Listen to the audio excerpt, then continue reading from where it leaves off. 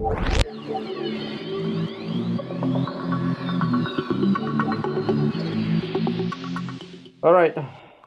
Alright, semua apa khabar? Aperture Podcast back minggu ni. So hope you guys semua sihat. Mana? Tiap minggu ada. Uh, Tiap minggu ada. Kau sekian tak ada. I know. I cakap minggu ni punya version lah kan. Minggu ni session lah kan. Okay. Podcast for this week. So 2 minggu, 3 minggu tak ada. 3 weeks tak ada. Dua minggu. So was busy sikit so this. Cuti seminggu raya lepas ada projek sikit so but anyway hari ni kita ada bertiga juga. Bak kata Mus mungkin bertiga lebih baik, betul ke? Mus tak ada hari ni. Ada tengok. Apa dia? Anyway so Okay. Okay, anyway kita dia spend masa dia dengan family sikit. Okay, tak apa. Okay. Alright, anyway, this week kita nak review satu movie Netflix. Movie ni dah lama, I think tahun 2009 kan? Ya, betul. 2008-2009. Okay, cerita kononnya thriller psychological thriller lah sebenarnya kan. So cerita ni horror sikit lah. Cerita ni The Orphan ni saya cakap tadi 2009 punya film. Dia psychological horror, directed by Jean Serra, and written by David Leslie. So cerita ni I think pelakon-pelakon dia kalau ada yang you guys tengok cerita apa yang hantu yang popular tu, The Conjuring kan? Conjuring kan? So I think one of the main actor tu ada kat sana.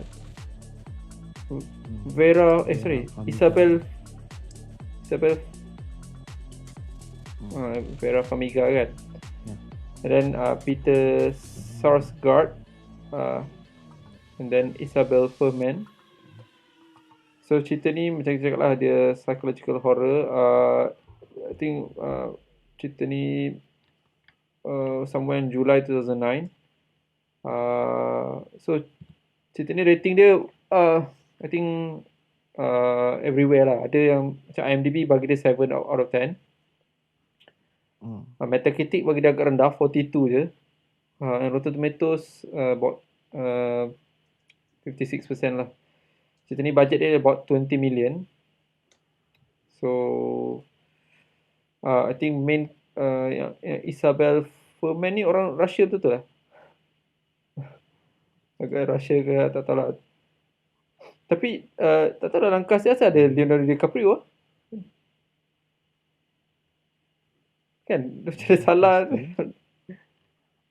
Ada Leonardo DiCaprio pula. Leonardo DiCaprio. Selalu pasal. Kau tengok. Tak tahu lah tapi dekat ni Wikipedia.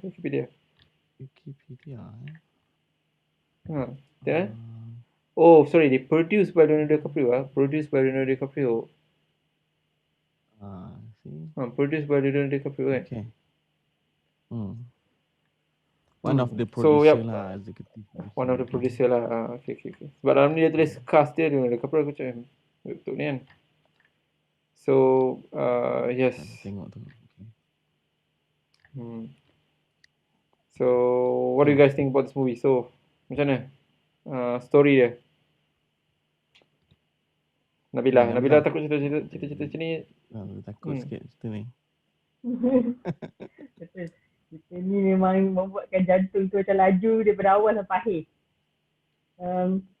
Jadi aku rasa cerita ni dia tak terlalu sebab dia cerita hantu kan. Aku tak expect benda tu untuk slow supaya tak boring. So aku rasa memang dia bukan cerita hantu. Psycho tu memang ada Horror, cerita seram. Cerita seram.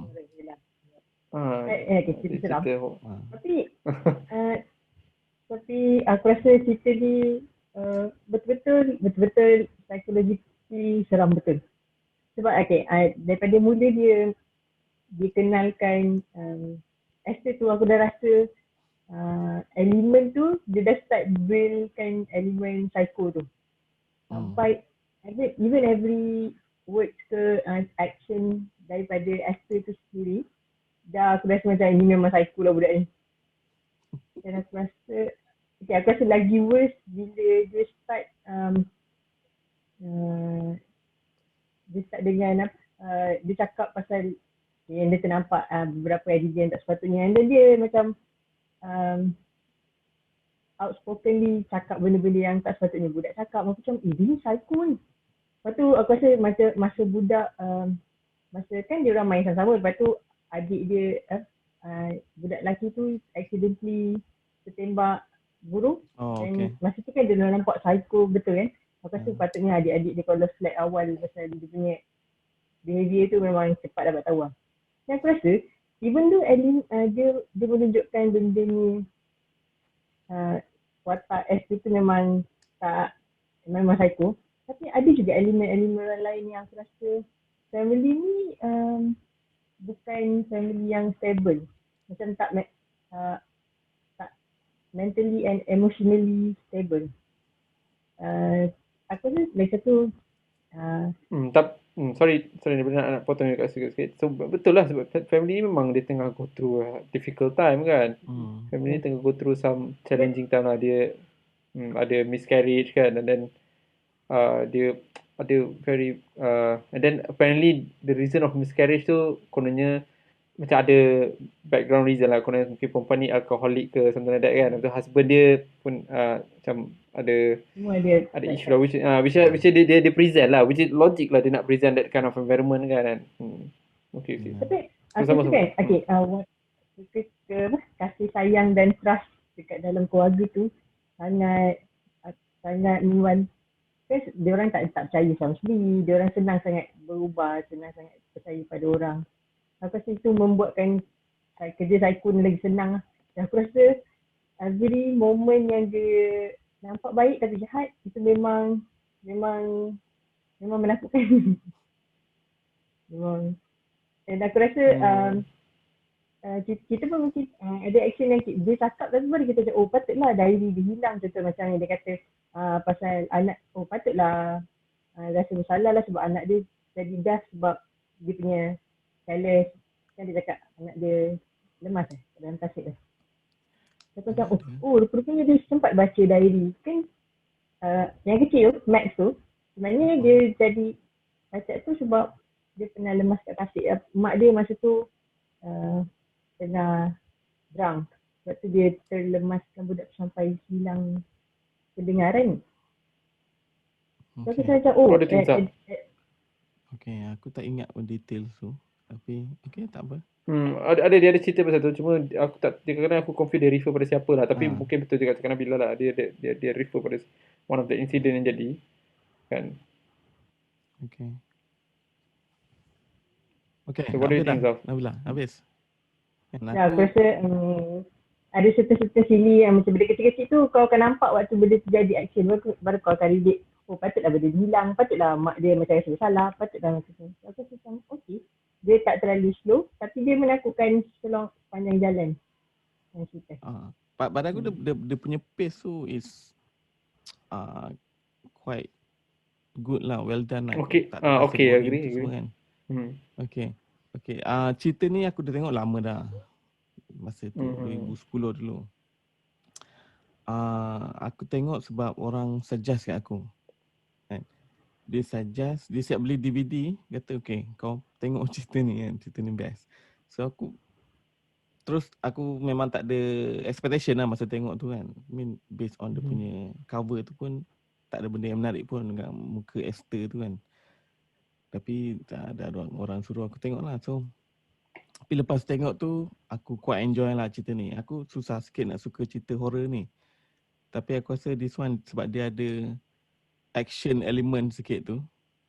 And then dia punya horror pun is not really macam horror, Conjuring punya horror kan. Just nice lah. Dia punya jump scare pun ada sikit-sikit, tapi aku rasa well done lah kan. So saya cakap dia punya setup tu quite easy to follow kan. Perempuan dia, awal-awal tu dia establish perempuan ni dia ada trauma sebab dia miscarriage semua. And then along the way tu kita tahu pasal dia punya Background dia. situation dia, background family dia kan, dia dengan husband dia rupanya pun ada tension yang kita tak tahu. And tengah-tengah tu baru kita tahu, okay, engkau bukannya like happy family kan. Dia ada tension dengan husband dia tu, dengan masalah dia punya apa, alcoholic dia. And so it's not really orang yang baik, bersih lah. I mean dia pun ada some demon dalam diri dia jugalah. So pada aku dia punya the way they structure the movie tu, it's really well done. And by the time mula-mula tu dia tak spoon feed, dia bagi hint sikit-sikit, tapi by the time kau nak make your own assumption tu, dia dah bagi jawapan. Okay, this is macam, okay aku bagi contoh macam Esther tu kan. Mula-mula kita dah tahu dah, okay, there's something wrong with this girl kan, dengan cara dia cakap, cara dia berpakaian kan. So kita keep on thinking apa benda, apa tak kenanya budak ni kan. And then by the time kita dah nak agak je, dia tunjuk scene dia ketuk burung tu kan. Okay, ni memang clearly something is wrong dengan budak ni. Dah bukan agak-agak dia dah. So throughout the movie semua dia punya structure macam tu. So aku suka sebab kau tak payah nak fikir sangat. Kau just enjoy dia punya horror part, enjoy dia punya ada action sikit yang bila dia gaduh-gaduh tu, and bila dia Esther ni macam tolak budak lah kan.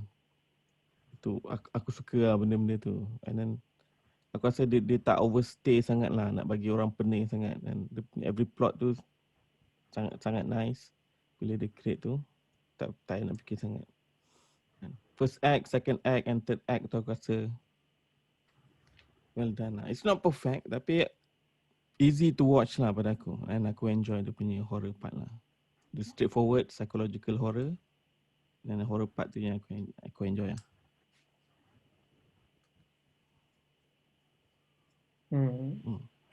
Macam untuk aku pula kan, aku rasa aku of course banyak tengok cerita ni macam agak bukanlah presentation of cerita ni macam agak normal. Kalau korang pernah tengok cerita Omen kan, cerita Omen tu kan, dia, tapi aku expect cerita tu macam ni lah. Cerita ni macam Omen lah, tapi sebab mula aku rasa macam dia cerita hantu tau. As dia go kan, walaupun dia bukan cerita hantu lah, dia lebih pada cerita mentally ill, psychological horror lah kan. Dia bukan cerita hantu macam Omen tu. Macam ada few cerita yang macam Omen tu dia berat sikit. Dia berat sikit. Budak tu memang ada demon kan. Tapi ni dia manusia biasa lah, cuma dia psychological punya issue lah kan. So and then macam aku agree lah. Aku rasa dia susun cerita tu, dia combinekan plot tu cantik lah. Tak nampak macam serabut lah maknanya.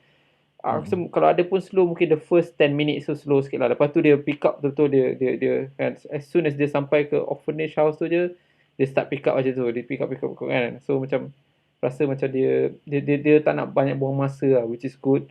Dan macam kau cakap lah, kita tengok perempuan ni kita rasa macam something wrong ni. Tapi by the time kita nak figure out, dia dah tunjuk kan, one by one dia tunjuk kan. And then aku rasa dia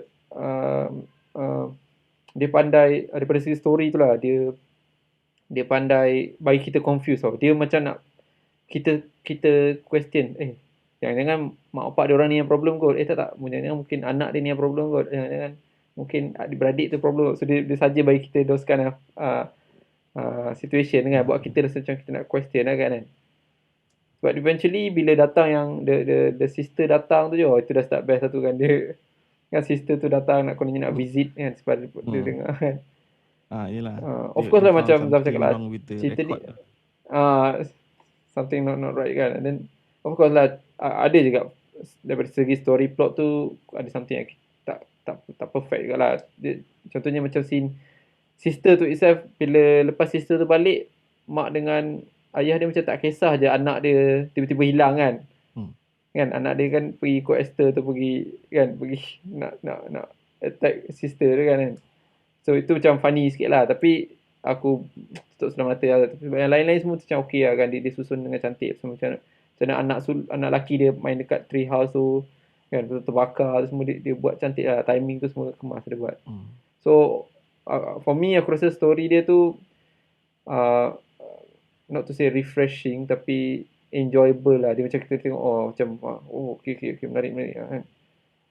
Kita rasa bila kita tengok dia punya ending tu, kita selama ni kita akan question lah, macam kita akan question lah, ini budak kecil je takkan tak boleh sekali hayun dia sekali.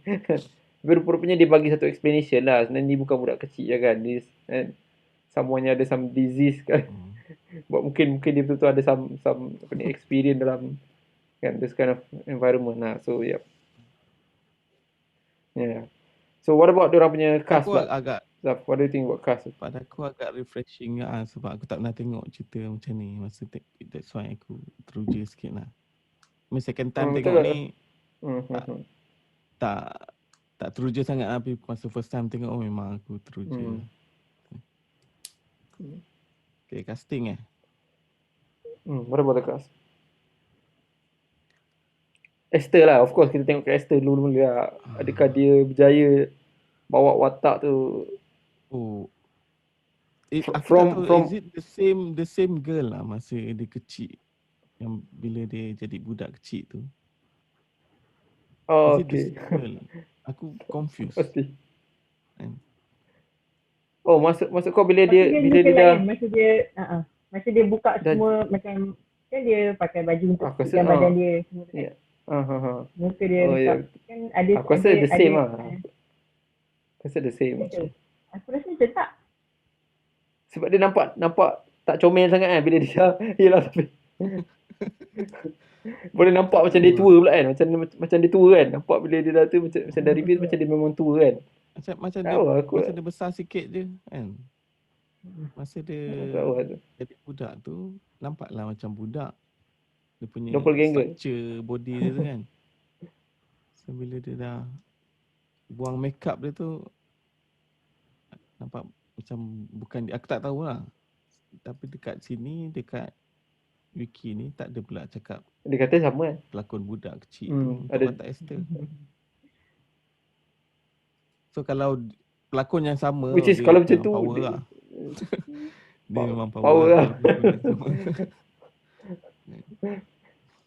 Dia sepatutnya dia umur dia 12 tahun. Pelakon tu masa dia berlakon cerita ni umur dia 12 tahun tau. Tapi dia lakonkan watak budak 9 tahun kan. So lepas dia boleh take that role lah kan. Tapi dia buat lakonan yang agak power kan. Aku rasa dia memang deserve the credit of the story lah. Dia kan.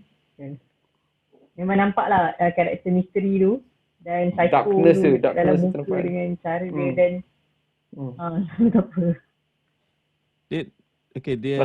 Dia act macam dia budak kan, dia budak. Tapi dia bila dia communicate tu kita nampak macam ini someone yang matang berbual kan. Tapi in real life masa tu dia umur belasan tahun juga, so it's very good acting lah kat situ. Betul 12 tahun. Masa you tengok cerita ni, you guys perasan tak yang dia memang ada pada awal perasan tak dia macam nak approach bapak tu? Perasan kan? I pun perasan juga. I rasa macam memang macam dia macam dia macam suka pula dekat bapak ni kan. Macam awal tu dia macam dah present that kind of vibe So tapi eventually bila dia sebenarnya I ingat cara dia suka kat lelaki tu, I ingat mungkin dia ada bad experience with mother previous adopted family tu, tak tahulah kan. Tapi sebab cara dia tak adalah flirty masa mula-mula tu, cuma dia macam more interested to father dan mother. Macam tu je lah. Yalah. Mula-mula I rasa macam tu juga tau. Patutnya umur 30 lebih kan. Dalam cerita ni lah, apa umur sebenar dia. 33 years old kan. Sebab bila I tengok kan, first thing I rasa dia macam I tak rasa dia rasa macam lelaki tu bapak dia tau. Dia macam memang nampak dia macam nak tak tahu, nampak macam dia macam And then kalau dia buat tu memang power dia punya lakonan tu. Dia memang give aku the impression macam, oh power sih. Memang rasa macam dia memang nak approach lelaki tu rather daripada family tu. Something like that lah. Boleh nampak dia and then eventually bila dia reveal tak, so power dia punya lakonan agak hopefully sekarang ni dah dia umur dia 20 tahun. Tak tahu dia berlakon cerita lain lagi tak? Ada berlakon cerita lain lagi tak dia? Ada, tapi Should itulah be cerita 2009. tak berapa yang ni. Banyak tu dia berlakon cerita. Buat masa Okay, yang pelakon lain Peter Sarsgaard tu familiar lah dengan dia kan. Peter Sarsgaard familiar. Apa? Vega. Conjuring tu lah. Vera Farmiga pun familiar lah. And, tapi tak adalah husband dia suka ke apa. Husband dia tu okay lah. Rasa macam husband dia tu dia I think dia tunjuk macam yang cakap lah Nabil lah, nampak macam dia boleh present yang ada problem dalam keluarga tu lah. So dia boleh lakonkan dengan baik jugalah. Rasa macam dia tunjukkan dia cuba nak selamatkan keluarga ni, tapi at the same time dia rasa macam keluarga ni macam disaster. Yang budak tu dua orang tu, yang laki tu okey, budak perempuan tu not bad juga. Yang bisu tu pun yang bisu tu. Tu memang budak bisu tu paling berlakon lah. Kan? Kau tengok muka dia, betul, kau percaya dia bisu. Betul. Power. Budak kecil tu macam mana director tu nak direct, okey buat muka macam ni. Power tu. Kita punya pelakon betul. Ke laut semua. Okay. So aku rasa tak ada masalah lah. Pelakon pun tak banyak. Satu family tu je. Semua sell lah pada aku. Yalah, dia convince kita lah. Dia boleh convince kita lah dengan karakter-karakter yang dia cuba nak present kan. So tengok pun lah. So kau putus-putus lah. I thought it was good lah. It was good. Alamak. Again kau putus-putus. Teruk orang internet ni. Okay, sekarang okay. Tak, I mean apa yang dia karakter-karakter tu present dalam cerita ni believable lah. Kita rasa macam diorang ni macam people yang rasa ada wealthy people kan, yang tengah go through some crisis lah gunanya kan. Yelah. So what about the production of the story? You guys, what do you guys think? Nabila. You rasa seram tak? You rasa jump scare tu best ke? Tak. Mungkin aku tak pandai sangat dari segi gambar apa semua kan. Tapi dari segi cara dia, dia gunakan kawasan, tempat, orang dan benda-benda yang normal. Macam yang normal family will have, you go. So, macam dan aku rasa benda tu senang untuk kita hadam benda tu. Macam senang lah kita relate. Kita kadang-kadang budak pergi rumah. Budak kalau dia nak pergi residential, dia kena pergi dengan kawan-kawan kat satu tempat. So dia adalah dia appreciate benda-benda value tempat-tempat yang kecil-kecil ni untuk dia senangkan cerita dia. So aku rasa macam hotel, macam rumah dia semua kan. So aku rasa value yang tak banyak tapi okey lah, bagus lah. Ada elemen-elemen membantu dalam cerita ni. Gambar aku rasa okey, cantik. Aku rasa dari segi dia cinematografi ke maksudnya. Dari segi cara dia pada aku just nice, sebab aku lebih more fokus on dia punya cerita kot. Dia tak distracted lah. Suspend dalam cerita tu. Aku tak terganggu dan tak menghargai sangat lah elemen-elemen production dia dalam pada aku kenalah dengan bajet dia 20 juta. Betul bajet dia kan. Kenalah dengan bajet dia. In term of cinematography, aku rasa okay, dia capture the house dalam tu quite nice. Kita rasa macam nampaklah rumah tu besar ke apa kan. Wealthy Basically punya diorang ni family lah, nampak macam orang wealthy. kaya jugalah, duduk dekat tepi tasik Wealthy kan. family lah kan. Cantik. It's not Cantik like rumah dia. rumah teres suburban ke apa kan. So dia Betul. capture life family ni